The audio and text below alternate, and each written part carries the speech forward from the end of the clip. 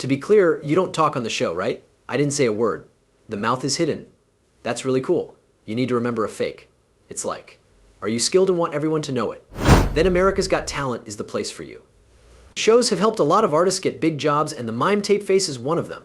That was the first time this silent comedian performed on American Idol in 2016.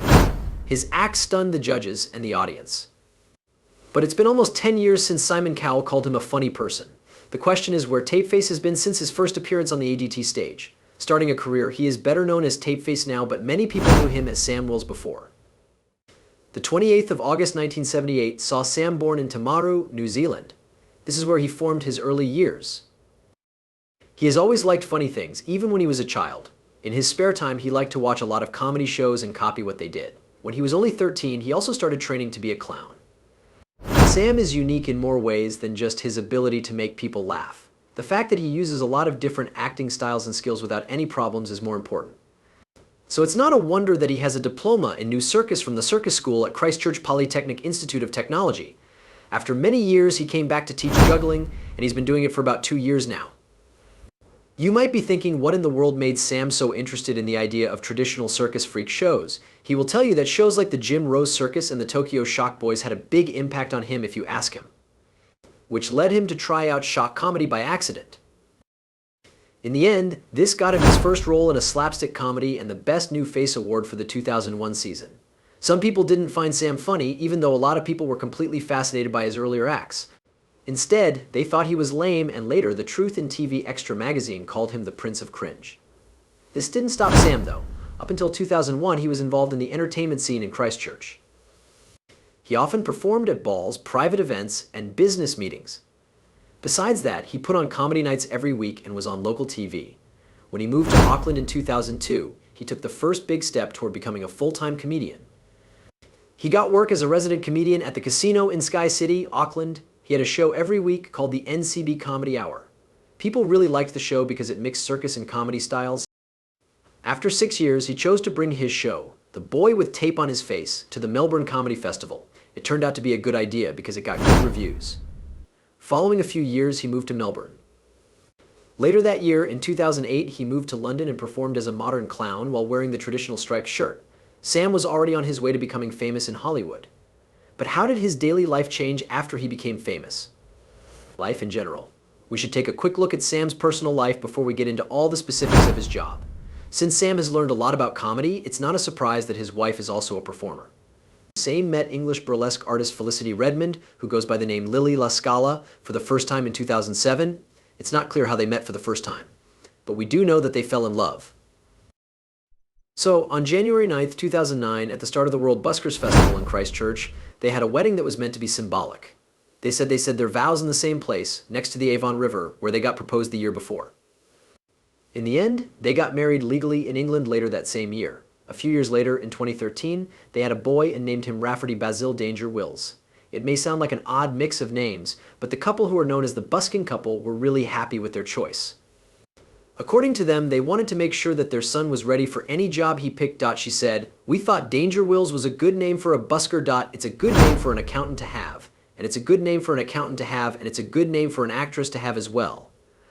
She also said that they thought it would be cool if he could say, "My middle name is Danger," even though it's not a big surprise for a comedy team. We have to say it is pretty surprising. Sam also said that his son Rafferty is the thing he is most proud of. He thought about what he had done in the past for a while, and then said that even though he had done many important things and appeared at important shows, none of them made him feel as happy as this new part of his life. At that moment, it was clear that the new dad was very proud as he talked about how beautiful, calm, and relaxed his son is. After Rafferty's checkups showed that he was completely healthy, Sam made a joke about his son's future. He said that if he wants to be a busker, he'll have to be good at something, because being a freak show isn't a choice. Sam and his partner were in England when their son was born. He had just finished a great run of his show there. The boy in London's West End who had tape on his face. The fact that Rafferty was born about a month earlier than planned made Sam glad that he had decided not to go to the Christchurch Fair that year. He said he had never been so glad to miss a fair. The couple had thought about different ways Sam could have gone to the event and then rushed back. He finally admitted that the plan was too dangerous. Because of what he said, everything should have worked. When a baby is ready, though, you can't tell him to wait 26 hours because daddy is on a plane. Like any good dad would, Sam stressed how terrible it would have been for Miss Rafferty to arrive. He also said that he had never been happier, even though he would love to be at the fair and bonus out of the snow. The couple's love didn't last more than 10 years though, because in 2017 it all ended. After getting divorced and going their different ways, the couple who were busking finally broke up. Not so for Felicity. The end of her marriage to Sam was the start of a new, happy, and loving part of her life. She says she found that happiness with her present husband, James Peniston, who is a dedicated serviceman. Felicity and James got married on September 4th, 2021, in a wedding that was nothing less than magical. Their big day was full of love and amazing moments that they will always remember. The bride looked beautiful as she walked down the aisle, and the cutting room did a great job styling her hair. Julie Patterson carefully made all of the flower arrangements, from the bouquet to the buttonholes and the headdress. They added a bit of elegance to the ceremony. As expected, the day's entertainment was top-notch. The singing group Bojangles, the soulful Wandering Soul, and the energetic Tom Carradine were just a few of the acts that were playing. It was clear from the invitations, which were made by the skilled artist Fyodor Pavlov, that the day would be one to remember. Felicity's wonderful friends were among the guests, and they were there for her the whole day. The moving performance by Kiki DeVille, who sang the beautiful bride down the aisle and made everyone cry, was a very important moment. Friendship between Felicity and James began in July 2019, 2 years after she broke up with Sam. By May 31st, 2020, James had proposed. After a year, they stood in front of their loved ones and said their vows in a beautiful celebration. The memories will last forever. The fact that Felicity posts about James on social media shows how much she loves him. She often writes touching posts about how thankful she is for his support, calling him her rock and the most wonderful caring partner. Sometimes she goes on and on about how gorgeous he is, saying things like unbelievably beautiful, and almost makes me swoon when she sees him in his military outfit. Felicity thinks of James as her soulmate and the best person she has ever met. While she is proud of the man James has become, she also says that he is a great example of how to be a parent and a great father. She also says that he has made her a better person.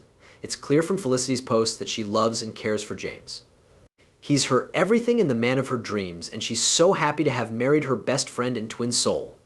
James is clearly the love of her life. She is so thankful to have found such a great and caring partner. In times like these, you can't help but think about Sam. What they are doing, though, makes it clear that they are honoring their split and are not interested in what the other is doing. The public doesn't really know how they plan to raise their child together, but we do know that, unlike Felicity, Sam hasn't gotten married since they broke up and has been focusing on his work. Up to this point, Tapeface's career has been pretty interesting. How did it all start on America's Got Talent? America's Got Talent Season 11 had a lot of acts, and Sam, or Tapeface as we now know him, was one of them. His act may have looked easy, but it was the result of years of hard work, creativity, and skill. Even though he didn't make it past the bottom 5 of the top 10, his influence was clear. Tapeface was popular with more than just AD. He later came back for America's Got Talent The Champions, but was eliminated in the first round. He shared for 3rd place at the end of the night. Never one to give up, he came back for America's Got Talent Fantasy League and competed on Mel B's team. He was once again eliminated in the preliminary rounds, which was disappointing. Tapeface's success has been nothing short of amazing, even with these setbacks. He has won many awards for his skill and unusual sense of humor, including the Press People's Choice Award at the World Buskers Festival in 2008.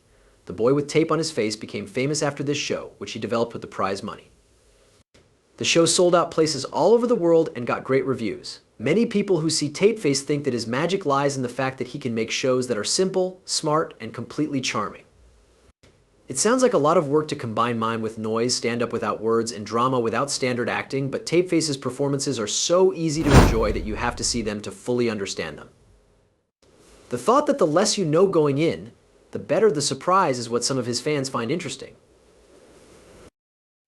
Another thing about Tapeface is that his humor is funny to people of all languages and cultures. Let's jump right into all the interesting things that happened to him on AGT. One of the most remembered parts of Tapeface's America's Got Talent audition in episode 1001 was when he put on 2 oven mitts with eyes and sang Diana Ross and Lionel Richie's Endless Love while holding them up like puppets. Then, to Krista Berg's Lady in Red, he touched himself with a red dress in a funny way. This strange and cute act got him all 5 judges' votes for yes, which sent Tapeface to the next round Howie Mandel, Mel B, Heidi Klum, and Simon Cowell. After 7 shows, the Judge Cuts performance came next.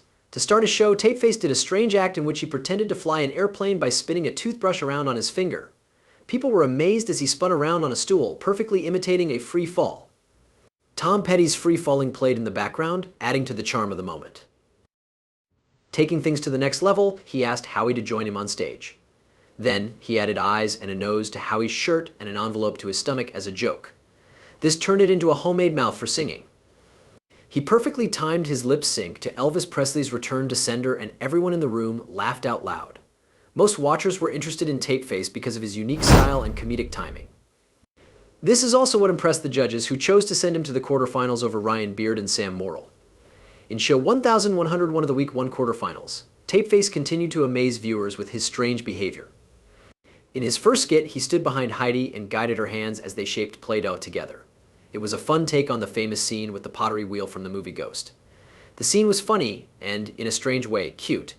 Next, he put on a pair of sunglasses that played Nick Cave's Dangerous Zone whenever he wore them. In a strange turn of events, when Nick Cannon tried them on, they played Like a Virgin by Madonna and Girls Just Want to Have Fun by Cyndi Lauper, which made everyone laugh. At the end of the show, Tapeface brushed the glasses, gave them back to Nick, and then put them on himself, which made the famous Peter Gunn theme play for both of them. The viewers loved it, and Tapeface got enough votes to move on to the semi-finals in the next show, where he would join John Dorenbos. Silas Sveta, on the other hand, was sent home. Tapeface put on a strange and funny show in episode 1117 during the first week of the AD semi-finals. This time, his act was a fun take on the classic Cowboy Showdown, and he teamed up with a random person in the crowd. Each person put a balloon under their arm and between their legs. Then, with staple guns in hand, they took turns popping the other person's balloon. Until Tapeface's last balloon burst, the anxiety grew. At the end of the show, he pulled out a small party popper, which let off a shower of confetti that went all over the stage. Even though the act was random, people seemed to love it, which put Tapeface in the middle of America's choice. During the Duncan Save, he got more votes online than Edgar and Laura Breton, two other candidates, making sure he will be in the finals in the next show. It was time for Tapeface to bring his A game to the finals in episode 1121, and he did, stepping it up with another strange act. The first thing he did was snap his fingers and shake two toy horses to Rossini's William Tell Overture. After that, he asked Judge Mel B to come on stage with him, giving her a pair of golden pom-poms that sparkle. Putting a toilet lid around her neck while trying to get ready for a dangerous stunt with a plunger was a strange turn of events. Instead, he gently put a striped cloth over her head and threw the plunger around, making sure it landed right on the lid. At the end of the show, Tapeface took out a roll of toilet paper, wrapped it around his microphone stand, and used it as a finish line for his toy horses. His performance was so unique and different that the judges Howie, Heidi, and Simon were greatly entertained and gave him standing ovations. In the last episode, Tapeface led Brian Justin Crumb, John Dorenbos, Victor Key, and China Lacey from Lincoln Bridge in a fun and creative group activity. The four men were put in chairs so that each could lean back and rest their head on the lap of another man. Tapeface started taking away the chairs once everyone was in place and using each other for support. This left the men standing on each other with only their legs for support. Tapeface, on the other hand, was sitting close reading a newspaper like nothing was wrong. He even took a selfie with the group while they stayed in that dangerous spot. He finally put the chairs back where they belonged after a while, which made the guys feel better. Because Tapeface didn't get enough votes to make it into the top 5, he was kicked out of the race and Sal Valentinetti moved on. This wasn't the last time we saw Tapeface on the show, though. He came back in America's Got Talent: The Champions. His act in episode 4 included a funny routine where he pretended to scratch records with Judge Howie and got host Terry Crews to do a construction worker striptease. Fans liked his strange act so much that they put him in the top 4, along with Brian Justin Crumb, Paul Zerdin, and Drew Lynch. But when the votes were counted, Tapeface and Drew Lynch were both sent home because they didn't get enough votes to beat Brian and Paul. Tapeface has kept making waves in the talent show circuit after his first few outings. He showed up for a short time in episode 1415 of AGDAT as part of Dom Chambers' act. In 2019, he showed off his skills on Britain's Got Talent: The Champions, but he was eliminated in the first few rounds. Despite that, he did well in America and got a multi-year contract at Harrah's in Las Vegas. On March 16, 2018, the House of Tape Theater opened for him. The next time we saw him was in July 2020, on Battle of the Judges of France's Got Talent. During the duels, which were probably the French version of the Champions competition, his team was eliminated. Tapeface tried out for the 9th season of Italy's Tuzi Cavales in 2022, but he didn't make it past the first round. He tried out for Spain's Got Talent All-Stars in 2023 after his time in Italy, but he didn't make it to the final round. Even though bad things happened, Tapeface was one of the top 40 acts chosen for the Fantasy League draft pool, where he joined Mel B's team. In the first episode's preliminary round, he did a funny act with a puppet and Simon, who was blinded. He ended the act by catching a ball and a cup on his nose. Even though the judges gave him standing ovations, he didn't get enough votes to move on, which meant he was out of the race. That didn't stop Tapeface from getting involved in more problems than he could handle, even though his shows were fun and exciting. Turnaround in 2017, Tapeface was criticized by many people who didn't understand what he was saying when he seemed to swear on live TV. After getting a lot of attention from the media, this problem went away without much trouble. Tapeface didn't know it at the time, but this was his first experience with trouble. Recently, his fans were furious when they found out that some of his shows in Las Vegas were actually put on by someone pretending to be Sam. As expected, the news caused a big reaction, with many people feeling lied to and questioning the reality of the show they paid to see. It sounds really annoying when you think about it. It would be awful to pay hundreds of dollars to see a talent and only get a weak version of them in return. This is exactly why his fans were so angry. Many Tapeface fans were excited to see this show live because he was famous for his unique style of silent comedy. For as much as $151 each, he got a lot of people to come to Harrah's Casino in Las Vegas. A performer stood in for Sam when some crowds arrived, instead of the original Tapeface that people had waited in line to see. It was clear that fans were upset. Many of them felt like they had been lied to. Of course, people quickly started complaining on social media and review sites like TripAdvisor. Someone who wasn't happy said, "I just paid $600 to see someone dress up and act like Tapeface. Why does everything that promotes Tapeface show Sam Wills if it's just an idea?" Another reviewer agreed with this feeling of betrayal and called the show a fraud, noting that it lacked the original's charm and humor. Sam had to come up with a strong enough defense to counter these allegations. He has explained why he chose to use stand-ins by saying that Tapeface was always meant to be more than him as a person. In an interview, he said that he sees Tapeface as a franchise, like the Blue Man Group or other long-running shows where different performers play the same part. Sam said that he had always planned for other actors to take on the role of Tapeface in different places. This will happen even more often when he goes on tour in the UK later this year, while another act called TT2 keeps the show going in Las Vegas. In his defense, Sam said that the idea of having more than one act was not a new one, but rather a dream that he had had for a long time. In the conversation, he also said that people who follow me on social media know that this has been a big part of my dream. Sam also said that his team is working on make their messages clearer so that people know they might not always see him as the Tapeface. Even after hearing these reasons, a lot of fans were still angry, especially since ads for the show on Ticketmaster, Harrah's, and the official Tapeface website all showed pictures of Sam, making people think they were paying to see the original performance. The ads made a big deal out of Sam's link to America's Got Talent and showed Tapeface as his creation, with no hints that it might actually be someone else. Harrah's online ads made things even more complicated by saying that Tapeface is the work of New Zealand comedian Sam Wills, and that he puts together a great cast for you every night at the House of Tape in Harrah's Las Vegas. Even though this statement was true, it wasn't made clear that Sam might not be in the sensational group every night. Sam has been honest about the fact that it would be helpful to know more about who is playing on any given night. He has also said that plans are being made to add a third Tapeface performer. Based on what he said, we will definitely do more. Because of how busy the show is, we've started to think about adding a third Tapeface, which is one reason I think there will be even more clarity. In that case, it will be easier to see where we want to go. It was also important to him that fans knew the quality of the show would stay high, no matter who played Tapeface that night. He said that he'd like to talk to them after the show, because most of the people who saw the show are still amazed.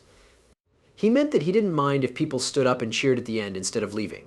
He also said that social media made it look like everyone was leaving, but they were actually performing for 180 people 6 nights a week in Vegas, and the crowds were happy. So long as Sam sticks to his artistic idea, the debate is brought to light the tension between what artists want to do and what people expect from them. For many fans, what makes Tapeface so appealing is not just the character, but also the way Sam Wills plays him. Some people feel like they aren't getting the real experience they were hoping for because they think that other people could do the same thing. This situation also brings up bigger questions about what performance art is and how far a figure can or should be separated from the person who made them. Sam thinks that Tapeface can live on through different acts. Fans, on the other hand, might need some time to get used to the idea that the person behind the tape isn't always the same person they fell in love with on America's Got Talent. At the same time, Shannon Bentham, Tapeface's U.S. publicist, tried to see the situation in a positive light by focusing on how universally appealing the figure was. Thoughts and ideas can last a lot longer than people, she said. She thinks of Tapeface as a way to spread happiness and joy, and they want the Tapeface experience to be heard all over the world. After that, she ended by saying that the character is played by different actors, just like in other shows. But for people who went to the Las Vegas show hoping to see Sam himself, these answers may not help much.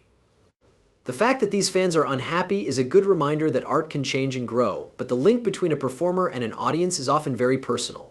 And if that link is broken, even for good artistic reasons, it can make you feel lost and betrayed in a way that is hard to fix.